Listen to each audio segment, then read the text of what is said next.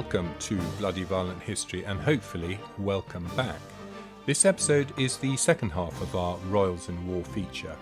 In part 1, Jamie and I discussed the general themes that emerge when royal families get close up and personal to gain, retain and pass on the crown of state. We looked at some examples of kingly knockabout in the classical world and up to just before the Anglo-Norman period in England. In this episode, we're going to take you the rest of the way. So shut your cellar and yeatman and hear what Jamie and I have to offer on 1066 and all that. But before we jump in, please remember to pass this episode on to a friend. Do it now. Just hit the share button and post it. Right, back to the show. Then, of course, you get 1066, the Battle of Hastings. Listen to the interview that Tom did. Yeah, episode 73, the Battle of Hastings. That was an interview with Alan Mallinson, who has written a book called The Shape of Battle.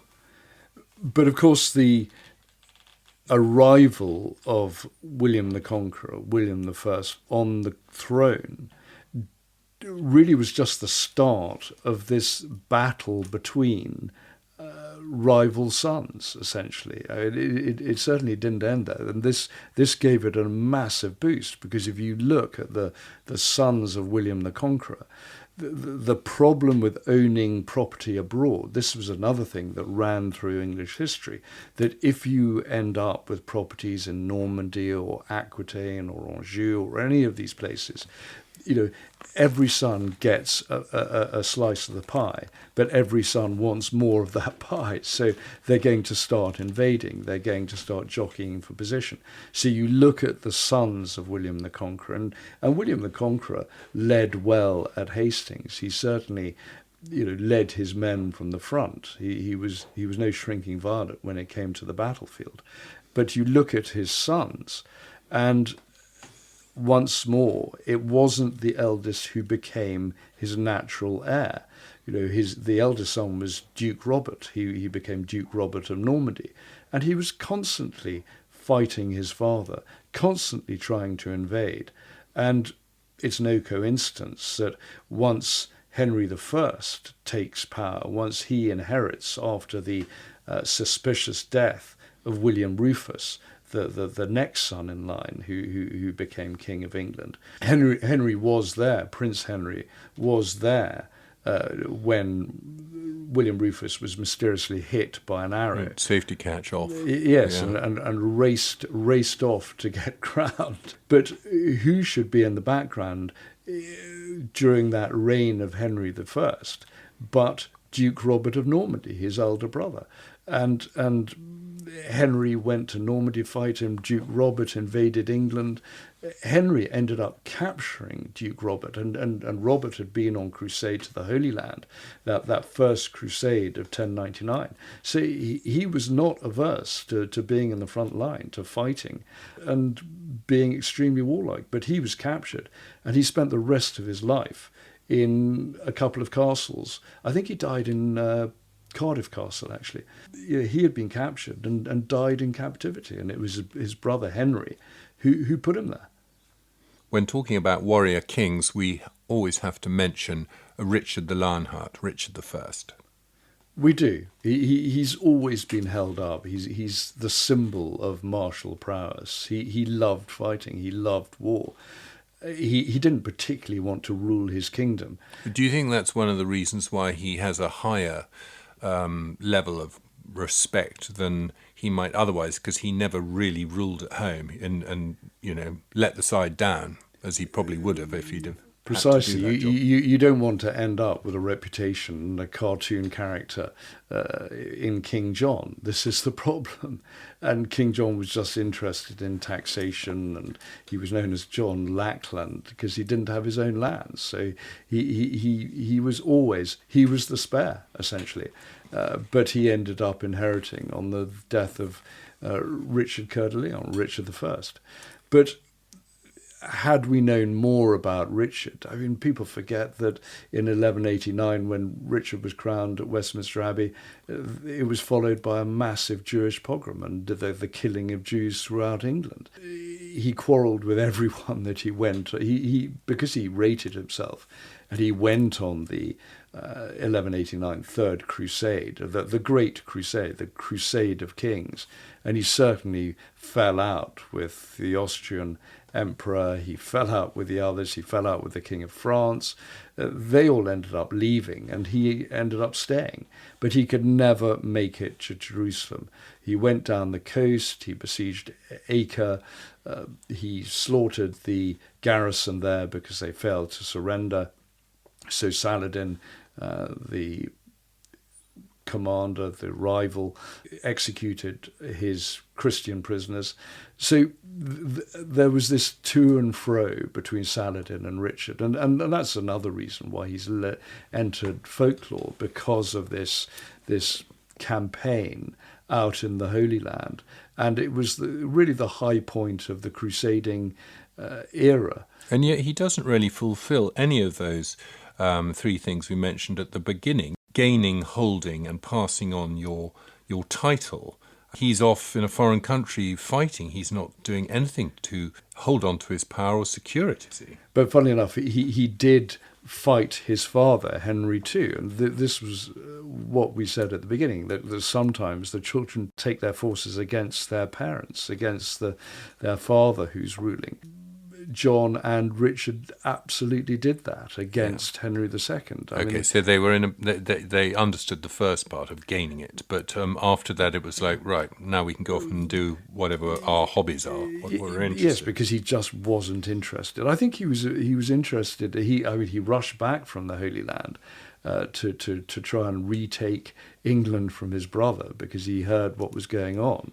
And he was also worried that the barons either might side with John or would turn against his dynasty.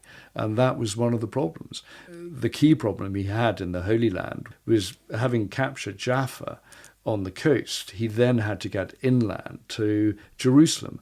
And had he done that, he would have been very exposed to counterattack by Saladin's forces. You know, it's one of the key problems of being a crusader on the coast and moving inland. You're always going to be vulnerable. And this was what happened to every single crusader army that happened to go into the interior, whether it was the Battle of the Horns of Hattin, whether it was Manzikert. You know, these were the crusader battles that were always very destructive of Christian forces. And so Richard learnt that and had to head home. That was the problem. And in the end was killed in a minor incident. He heard there was some gold at the small fort at Chaillot, and went to investigate, went to attack, and was hit by a crossbow bolt. Yes, and there's quite a story involved in the man who shot him, who was forgiven by Richard, wasn't he? And then after Richard died, Richard's henchman basically flayed the guy alive. It often happens like that. So you're not really forgiven. No.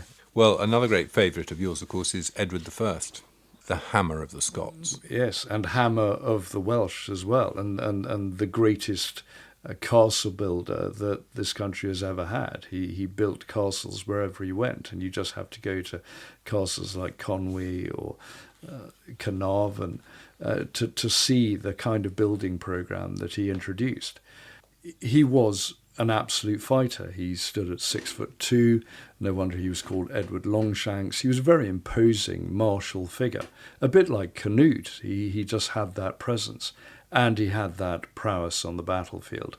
He had been on crusade as a prince in 1270, and there's the story of how he was attacked by an assassin, and he actually ended up fighting the assassin, grappling with him, forcing him to the ground, and with the help of two aides, killing the man.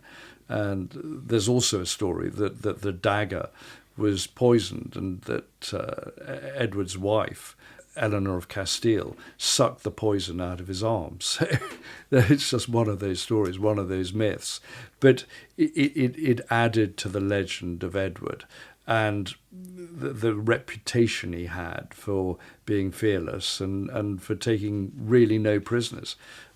He dealt with David III of Wales pretty directly and had him hanged, drawn and quartered in Shrewsbury. So that was the Welsh dealt with. Then followed up with building his castles. So and repeatedly going back into Scotland as well. He brought the Stone of Scone, didn't he? Yeah, there's the Stone of Destiny, the Stone of Scone, back to England, and that was only recently returned to Scotland. So it was there under Edward's coronation chair, coronation throne, for all those centuries. It was absolutely extraordinary. But he wasn't averse to massacre, and many people know about his massacre of the citizens of Berwick-on-Tweed. He is believed to have allowed his army to kill up to 15,000 people. I mean, he killed every single inhabitant of Berwick-on-Tweed to teach them a lesson, to show that he was not going to be messed about, that he was the ruler of the kingdom. And that other thing that some of these kings were vexed by were the Jewish community, and he took it out on them as well, didn't he? Yes, first of all, he milked them of their money. He put several hundred into the Tower of London. Some say sort of 600 or 700 were in the Tower of London. He had half of those executed. He then signed the Edict of Expulsion in 1290, because by that stage he had another income stream. He had the moneylenders of Lombardy to lend him money. So he thought, right, I'll seize Jewish assets. And the Jews had only been brought over by William the Conqueror. They hadn't been in England a long time. But because they were very good in terms of trade and money and banking, they had been very useful in the expansion of English trade. And once again, it created jealousies and violence. An expulsion, Jamie, generally means not saying off you go to France, but chucking them overboard. Well, that's what happened in this case. It's believed that many of them were simply drowned on the way back across the Channel.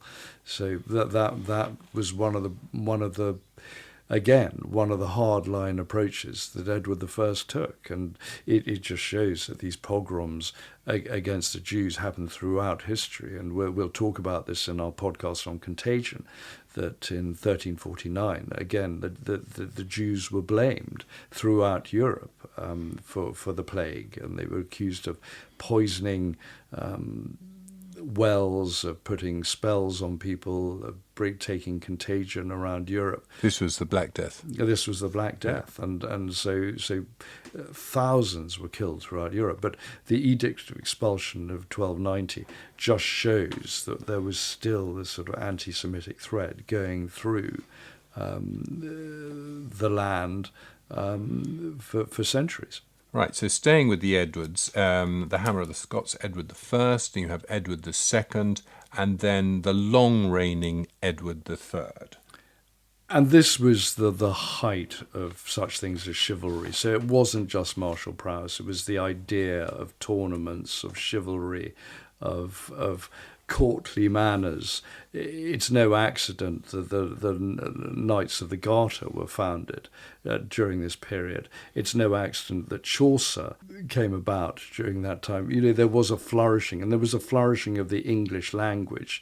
This was when French became less important, that the English language came to the fore. And you started seeing this in the beginning of Chaucer and writings and such things. And it was a period of people such as Petrarch, of course, sort of coming up with this humanist revolution down in the Italian provinces. You also got the Black Death, and that wiped out about a third of the English population. But ironically, paradoxically, that led to the rise of the middle classes. You started getting the merchant classes. You had opportunity being created. Because you had to pay the serfs, because there weren't enough of them around just to till the fields in the old way. That's right. And it always seems to be that disease, the killing off of population, does create opportunity, just as you saw earlier on in the 6th century, the Justinian plague back then. You saw the beginnings. Once you saw the Roman Empire being undermined, and you started getting city-states and the power of the city-states and the power of the merchant classes, that's when you started getting art flourishing and the rivalry that sometimes was healthy, sometimes was unhealthy. But back in merry old England, there was still room for military campaigns, and Edward III, just like Richard the Lionheart, was viewed as this great military leader. And we talked about his son, the Black Prince, at the Battle of Poitiers. We talked about him being at the Battle of Crécy, age 16, just as Richard the Lionheart led his first armies, age 16. This was not considered unusual. So royals in battle were still key during this period.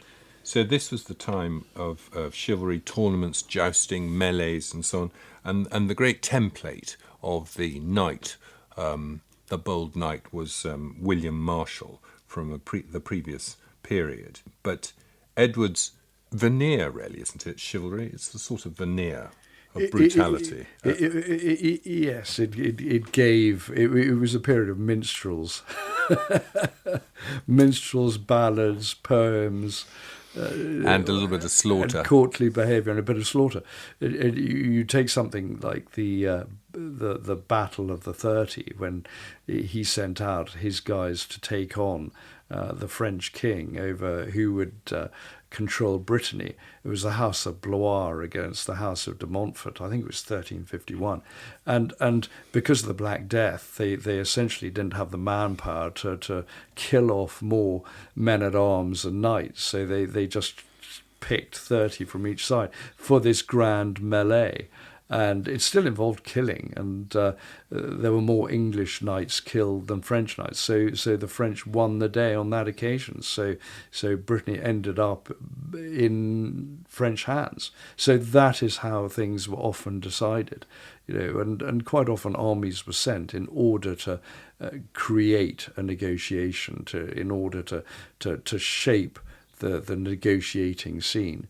But certainly it was a period of tournaments, and that period of tournaments and pageantry that carried on well into the 16th century. And Henry VIII, for example, I mean that was still important, the jousting and the heraldry.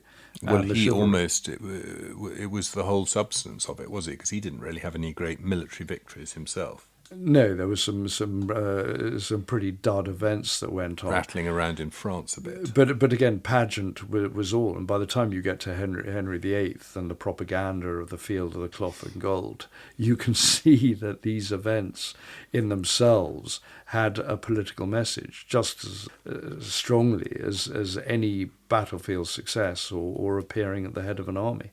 Right, let's tackle those two Henrys, Henry IV and Henry V. Great warriors. And Henry IV encapsulates all the things that we've talked about. He usurped Richard II, probably had him starved to death. And so not only did he usurp things, he also had that link, but that sort of lesser link to Edward III, his grandfather, through John of Gaunt, who was the father of Henry IV. So he had come in as Henry Bolingbroke. He had overthrown, his house had overthrown the previous king. And this was really the beginning of the House of Lancaster. This was the Henrys. Henry IV, Henry V, Henry VI. And Henry IV was certainly a great warrior.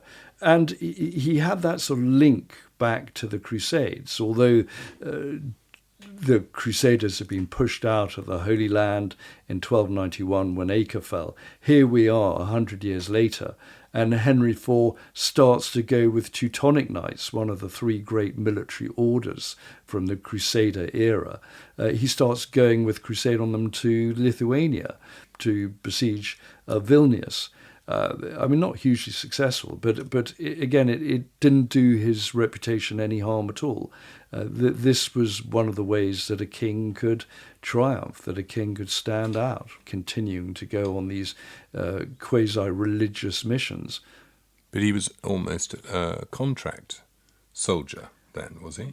I mean, it wasn't his crusade against Vilnius as such. He wasn't in charge. No, there were these sort of contract kings came along to help, but there was, as I said, this sort of quasi-religious dimension, and Henry was trying to sort of have people converted or at least baptized under his direction. It was just another way of imposing his control, imposing his will. Yes, and burnishing his reputation, I suppose. But there were rivals because he had overthrown the sitting king. He ended up having to fight nobles who didn't support him, and hence the Battle of Shrewsbury and people like Harry Hotspur, the Percys of Northumberland, rising against him, bringing armies against him. And this descent from Edward III, this lineage, this tension between the House of York and the House of Lancaster, these were where the problems began. Henry V, the son of Henry IV, managed to keep a lid on it. He was hugely successful, highly popular. Well, also he died young before he could mess it up, didn't he? I mean, he's a sort of James Dean, JFK type. Precisely, and like Edward III, had these great triumphs. I mean, Agincourt, there's no doubt about it, is always considered one of the great triumphs of English history. It's one of those stepping stones, one of these waypoints, because it was a successful battle, and they tended to be against sort of stiff odds. I mean, the French armies were always greater, always larger. But in a way, even though they won the battle and they got everything they wanted, then from a marriage with Henry V getting married to Catherine de Valois, but he drops dead and the whole thing falls apart quite quickly because we are in England and France is in France, and the French want to rule their own land. You mentioned Catherine de Valois, and it's not a well-known name at all, Tom, but she played a critical part in English history because she started having a relationship with a Welshman, a Welsh courtier known as Owen Tudor, and he ended up being the founder of the Tudor dynasty. Henry VII, of course. But it's also the period that you start getting the tensions that arrived after the death of Edward III. That comes down with these rival households, these rival dukedoms, these rival families, and the tensions explode into war. You get the Wars of the Roses. And this is what happens. You get a weak king like Henry VI, you get his rival, Edward IV, both different houses. You get York against Lancaster, and bang. It's such medieval behaviour. It's so bloody. So you get someone like Henry building the chapel at Eton, founding Eton College, and at the same time building the chapel at King's College, Cambridge. So there you have these sort of medieval kings building chapels.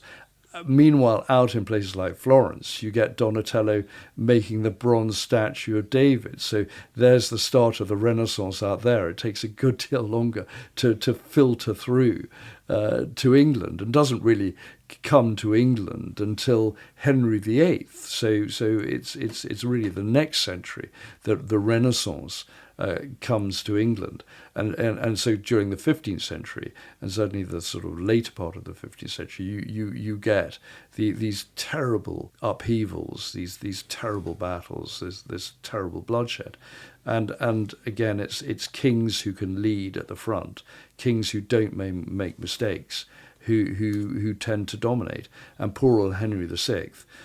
Having been a child when he inherited, he was never going to be a great warrior and great military leader.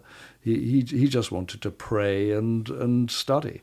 and do good works. Exactly. For the times. Exactly, and he's much underrated. But this was a period when again it was survival of the fittest, a survival of the most warlike.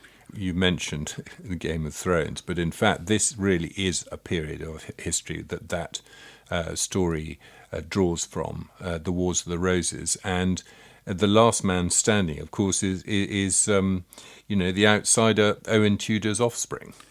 Yes, so you end up with Henry VII. We mentioned marriage. This is when he ends up fusing the House of York with the House of Lancaster, and that's when you start getting stability. That's when you get the Tudor dynasty, and it's really, I suppose, the end of kings routinely appearing on the battlefield, lending themselves to the battle. All the way through history, you had the Henry V's, you had the Edward I's, you had Crookback Dick, Richard III, at the end of the Wars of the Roses, being killed at the Battle of Bosworth Field. That was really the last time that kings routinely appeared on the battlefield. And you move on into the Tudor period, you get someone like Henry VIII standing and watching as the Mary Rose turns turtle, but he certainly wasn't on board. This is really the great change. And Elizabeth, appearing in armour. Yes, she appeared in armour to make her great speech at Tilbury, but she was not in the vanguard of her army. No. But if they'd have lost, she would have been killed. So her life was completely, and she was certainly, guarded at St James's Palace during the Spanish Armada. I mean, they were terrified of assassination. They were terrified of armies landing and moving against her. But she certainly was not playing the part of Boadicea. She was not going to lead her forces into battle, and that was not expected of a queen, frankly. It's good to hear the word Boadicea. Well, or Boudica. Now you've ruined it. Okay.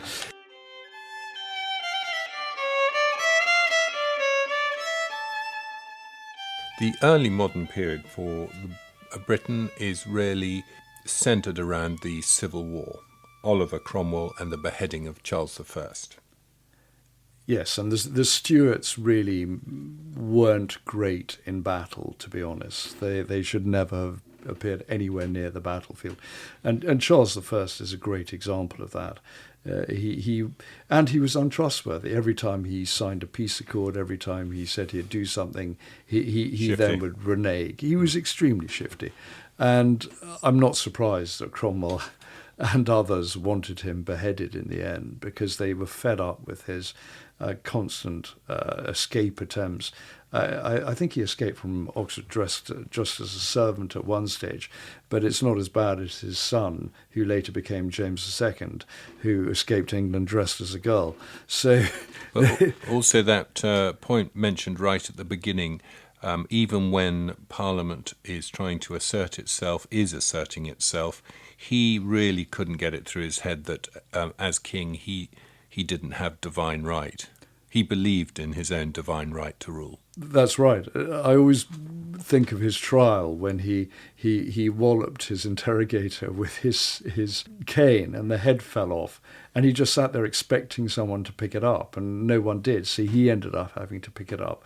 So it was just the mindset. It was the most extraordinary mindset, and it was that combination of stupidity and arrogance, which was always a problem with the Stuarts, plus the divine right of kings. But they were not a warrior breed. That had died out, that sort of medieval notion, both of chivalry and martial prowess, that had definitely gone.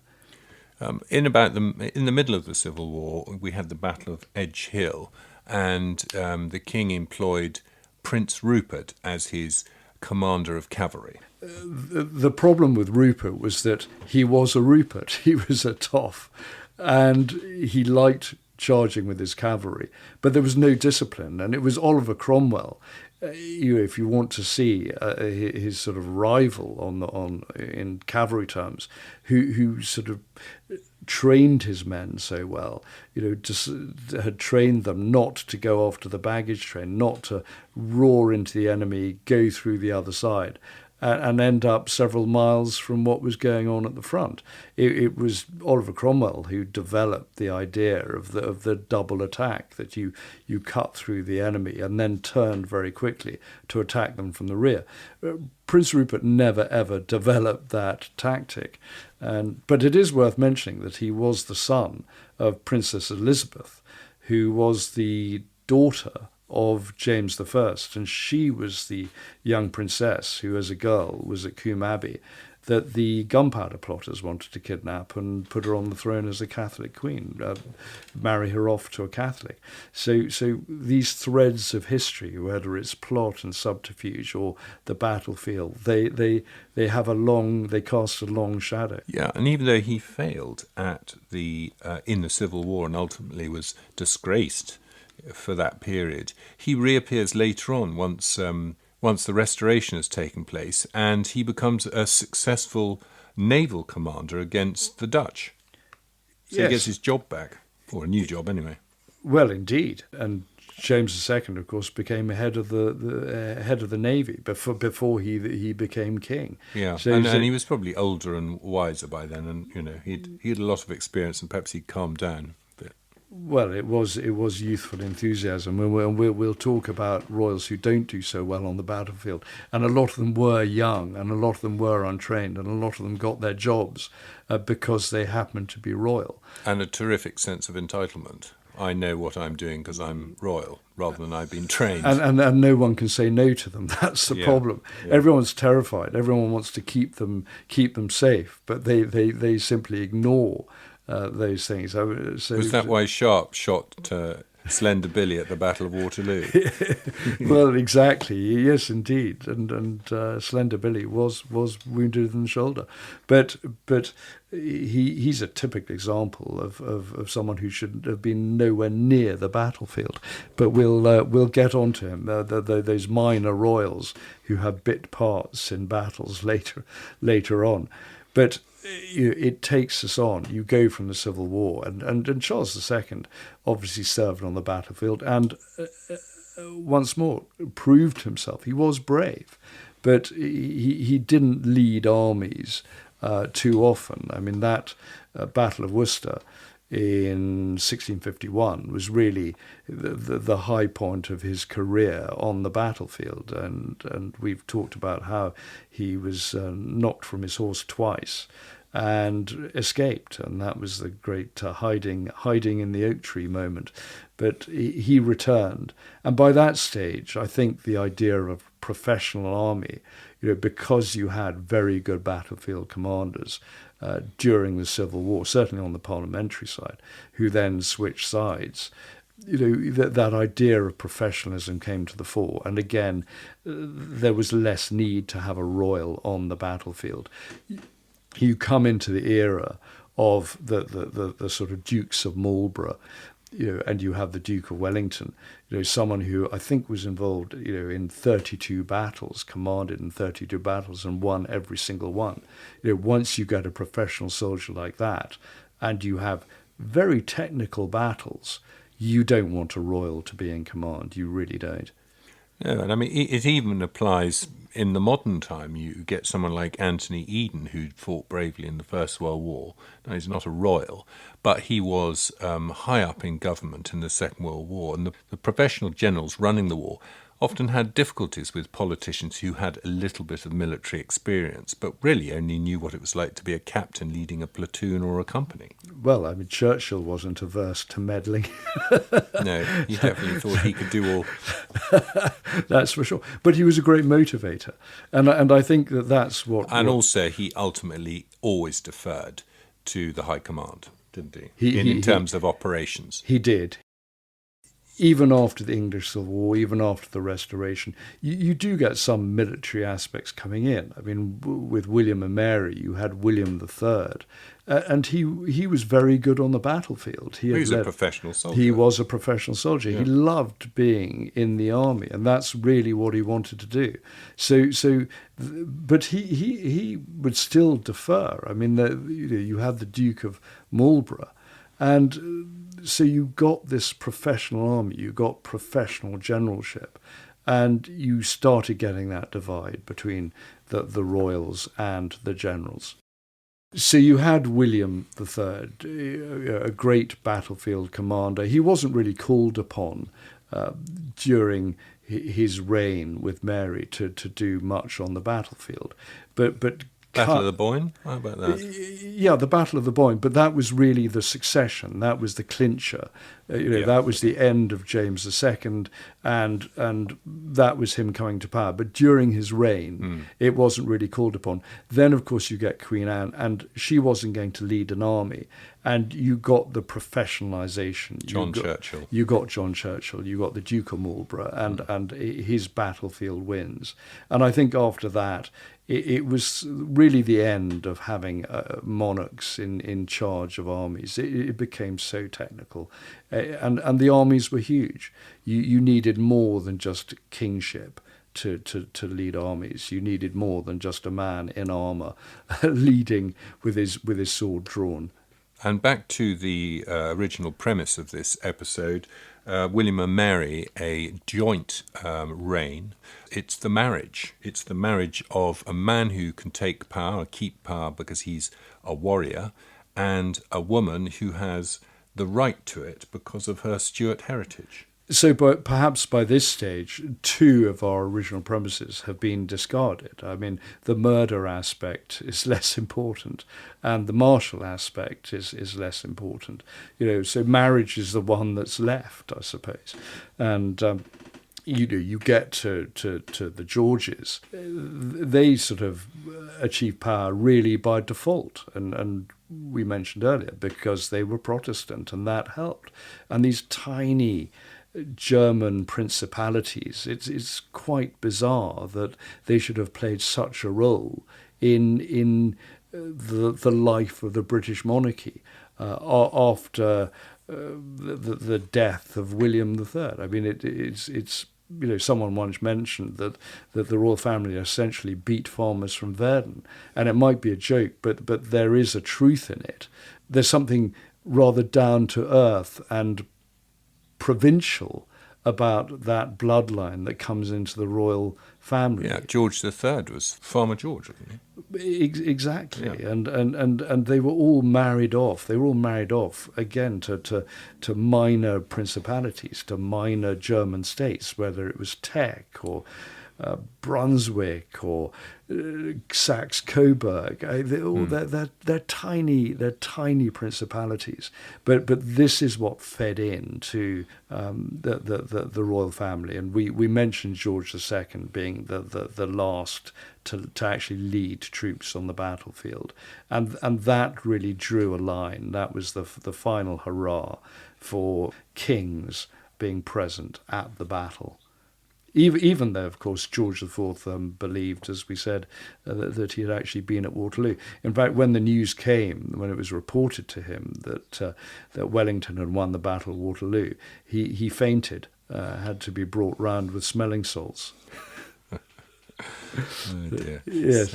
He did a good job buying all those pictures back. He certainly did. And all that cheap furniture. He set a cultural trend.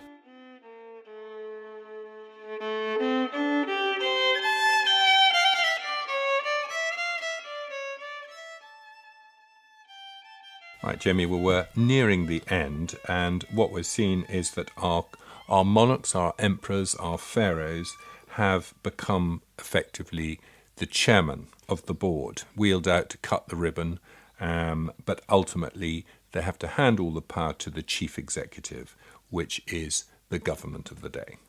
And their professional generals on the battlefield. But it doesn't stop the sort of minor royals and other royals taking a role in battle. I mean, we talked about Prince Rupert during the English Civil War, but you come on to the 19th century and you do get some extraordinarily inept young men on the battlefield with royal connections. And you could start with, we mentioned him, but it's worth mentioning again, and that is Slender Billy, William of Orange, who was given a role at Waterloo and was utterly useless, and Wellington wanted to sideline him and certainly diminished his responsibilities on the battlefield. But everything he touched turned to dust, and he ended up being responsible for the slaughter of several battalions, because he on a lot of occasions during the Battle of Waterloo, he had his men in columns rather than squares, and got it wrong every single time. And every single time those columns were attacked by French cavalry and massacred. And that was Slender Billy for you. Slender Billy, yeah. What about Louis Napoleon, the son of Napoleon III, who, from his photograph, looks like he's a very confident young man, but he came to a sticky end. He did. Just like Slender Billy, he was elevated beyond his pay grade. His father, strangely enough, was the nephew of Napoleon Bonaparte and had completely cocked up at the Battle of Sedan. That was really the Franco-Prussian War. It led to the siege of Paris and the fall of Paris. And Napoleon III was responsible for that. He had none of the prowess of Napoleon Bonaparte, that's for sure. His son was Louis Napoleon, and he was petitioning, desperate to get out and see some military action. The Bonapartists didn't like this because, they saw this young man, this member of the House of Bonaparte, wanting to serve with the British Army, and that was an absolute no-no. But he particularly petitioned Queen Victoria, who said, "Oh, why not, but keep him safe." And there was this attempt to somehow keep him out of harm's way, partly because they thought he'd be rash and reckless, and partly because they didn't want this sort of line in the Bonaparte family to suddenly be cut off. But so he went to Zululand with the British Army. He was with the Royal Engineers because they thought he'll be kept out of harm's way, he won't be in action at the front. But he insisted on leading a troop of men on horses near the kraal of Ulundi, the royal Zulu kraal, and was attacked. And he was stabbed with assegais in the thigh and the eye. I think there were 18 assegai thrusts to him. I mean, he was completely butchered. And that was where arrogance led him. It didn't mean that he wasn't brave, but it just meant... I mean, this commander, Viscount Wolsey, said he was a plucky young man and he died a soldier's death. What on earth could he have done better? So... But perhaps it's what he wanted. But he's a sort of barely a footnote in history, frankly. But it is this thing of being elevated beyond where you should have been. And I think that maybe it was part of his family heritage that he thought, I could be the next Napoleon, I can be the next great military commander and win praise and adulation back home. But it was not to be. But that's what can happen. And once again, it makes sense for this division between not only the commander of the armed forces not being a royal, but also to be a bit cautious about allowing minor royals into the front line as well.